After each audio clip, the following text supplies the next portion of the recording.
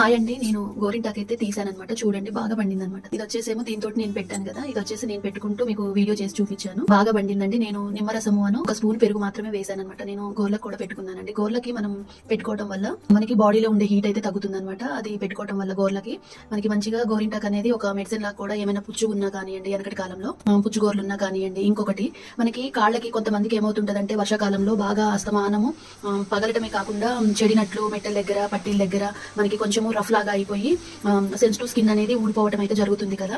అలాంటి వాళ్ళు ఏం చేయొచ్చు అంటే మీరు ఒక 2 పిరికెళ్ళు గోరింటాకు తీసుకొని, ఇది ఒక మంచి టిప్పు. మీకు ఇంకొకటి ఏంటంటే మనకి చాలా వరకు గోరింటాకు తోటే మనకి అంటే పుండ్లు కానివ్వండి, లేదు అంటే ఏమన్నా పగుళ్ళు ఇలాంటివన్నీ కూడా మనకి పోవటానికి అయితే చాలా వరకు గోరింటాకు అయితే హెల్ప్ చేస్తుందండి. కాబట్టి అందులో మనము నిమ్మరసము పెరుగు వేసుకుంటే సరిపోతుంది. అంతకు మించి ఏమీ అవసరం లేదు. ఇలా అయితే పట్టింది అనమాట.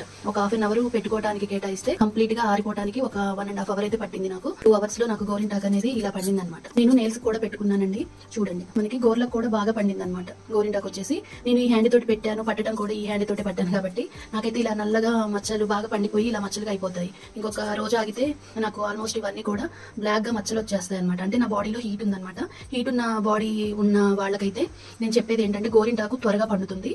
అంతేకాదండి మనకి నిమ్మరసము పెరుగు వేసుకుంటే సరిపోతుంది.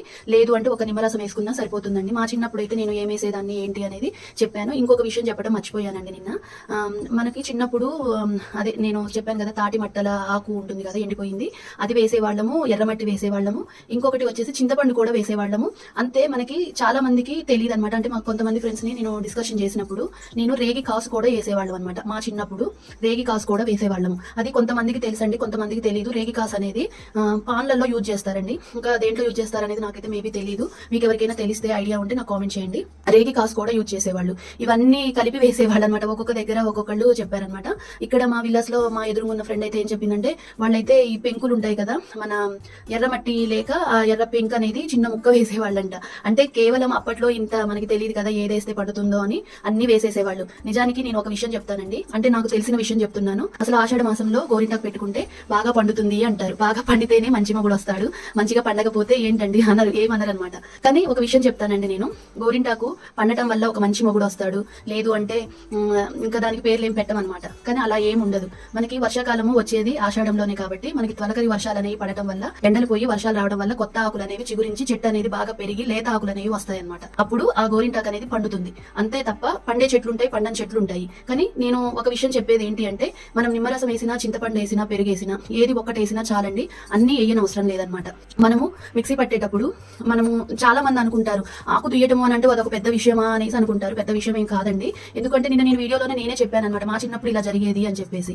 అంటే అది ఆకులో ఉన్న పుల్లలు లేకోకుండా చేస్తే మనకి గోరింటాకు మెత్తగా మెదగటం వల్ల మనకి ఏంటంటే ఇలా ఎక్కడా కూడా మనకి ఆకులు అనేవి అడ్డుపడకోకుండా ఇలా పండుతుంది అనమాట. అదే మనకి మెత్తగా పేస్ట్ లాగా కాకపోవటం వల్ల మనకి అక్కడక్కడ ఏంటంటే పండినట్లు అంటే ఒక దగ్గర పండిద్ది, ఆకు ఎక్కడైతే నలగదో ఆకు పడ్డప్పుడు అది గతుకులుగా ఉంటుంది అనమాట. అంతే తప్ప ఇందులో మనకి ఆకు మెత్తగా మెదగటంలో ఒక 2 ప్రాసెస్లు ఉంటాయండి. మెత్తగా పేస్ట్ లాగా చేయడం వల్ల, ఇంకొకటి జారుగా చేయడం వల్ల మనకి ఏంటంటే గోరింటాకు పెట్టుకోగానే జారిపోతూ ఉంటుంది అనమాట. కాబట్టి పెరుగు యూజ్ చేస్తారు. నిమ్మరసం అనేది కూడా అంతే అనమాట. పులుపు తగిలినప్పుడు ఆకు పండిద్ది అనమాట. ఆకులో ఉండే రసము పండిద్ది అనమాట. అంతే తప్ప అందులో పండిద్ది అనేది అయితే ఏమీ తేడానైతే ఉండదండి. కాకపోతే మీరు కొంతమందికి నేను చెప్పేది ఏంటి అంటే పండేవి ఉంటాయి, పండని చెట్లు ఉంటాయి అనమాట. మామూలు అప్పుడు మన గోరింటాకు పండట్లేదు అంటే ముదురాకు కావడం వల్ల మనకి పండట్లేదు. ఎందుకు అంటే అందులో ఉండే సారం అంతా పోయి ఆకు అనేది పండదనమాట. మనకి తొలకరి వర్షాలప్పుడు ఆకు అనేది బాగా లేతగా ఉండి చిగుళ్ళు వస్తూ మనకి బాగా గోరింటాకు చెట్టు అనేది పెరుగుతుంది. కాబట్టి మీరు గమనించండి, గోరింటాకు చెట్టు అనేది మీరు కుండీలో పెట్టుకోండి, లేదంటే కింద పెట్టండి.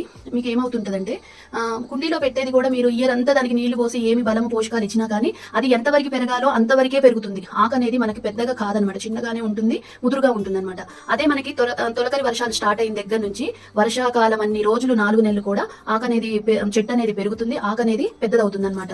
అంతే తేడానండి, ముదురాకు లేతాకుకి తేడా అనమాట. అదే మీకు మామూలు అప్పుడు ఆకు లేతగున్న పండిద్ది, మీరు తప్పకుండా చూడండి ఆషాఢంలోనే పండిద్ది, మామూలు అప్పుడు పండదు అని ఏమి తేడా అయితే ఉండదండి. లేతాకైతే పండుతుంది, ముదురాకైతే పండదనమాట. అంతే తేడా. ఇది నాకు తెలిసిన విషయం అండి, మా అత్తగారు చెప్తారనమాట. తను చెప్పడం వల్ల సరే నేను కూడా ఎలాగో గోరింటాకు మీద వీడియో చేద్దాం అనుకున్నాను, కొంతమంది తెలియని వాళ్ళు తెలుసుకుంటారని చెప్పేసి నేనైతే చెప్పడం జరుగుతుంది. చూడండి నా గోరింటాకు అయితే ఇలా పండింది అనమాట. ఈ చేతికి వచ్చేసి అత్తయ్య గారికి ఎలాగో ఈ 5 fingers కూడా గోరింటాకు అంటింది కదా అని చెప్పేసి ఈ చేతికి నేను పెట్టుకోవడం రాదు కాబట్టి అత్తయ్య గారి నాకు కొంచెం పెట్టారు. ఇది ఎక్కువసేపు ఉంచుకోలేదు, మామూలుగా కొద్దిసేపు 1/2 hour ఉంచుకోగానే తీసేసానండి. చూడండి వెనక వైపు కూడా పెట్టారు అత్తయ్య గారి. ఈ చేతికి వచ్చేసి నేనే పెట్టుకున్నాను. మనము గంటన్నర ఉంచుకుంటే ఈ కలర్ లోకి వస్తుంది అనమాట.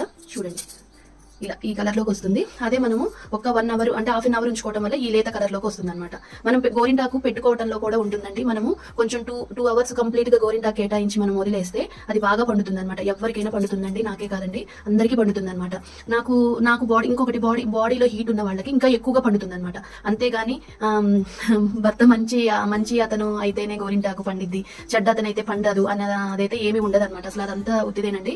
అవి చిన్నప్పుడు ఏదో అమ్మమ్మ వాళ్ళు అలా అనేవాళ్ళు. అదే ఆనవాయితీగా వస్తూ ఎప్పుడు అదే కంటిన్యూ చేస్తారు. మీరు కోన్లు కూడా చూడండి. మనము హాఫ్ అన్ అవర్ పెట్టుకున్న కోన్ ఒకలాగా పండుతుంది, 1 అవర్ పెట్టుకున్న కోన్ ఒకలాగా పండుతుంది. అంతే తేడా. గోరింటాకులో మాత్రము లేతాకైతే బాగా పండుతుంది, ముదురాకైతే పండదనమాట. అది తేడా అనమాట. ఆ తేడా అనేది నేను గోరింటాకులో తేడా కొంచెం చెప్దామని చెప్పేసి మీకు ఈ వీడియో అయితే చేస్తున్నాను. నేను పెట్టుకొని చూపించిన వీడియో చేశాను, పెట్టుకున్న తర్వాత తీసిన వీడియో కూడా చూపిస్తున్నానండి. మీకు ఈ వీడియో నచ్చిందని అనుకుంటున్నాను. మీకు నచ్చితే లైక్ చేయండి, షేర్ చేయండి, సబ్స్క్రైబ్ చేసుకోవడం మాత్రం మర్చిపోవద్దు. మీకు ఎలా అనిపించింది అనేది అయితే నాకు కామెంట్ చేయండి.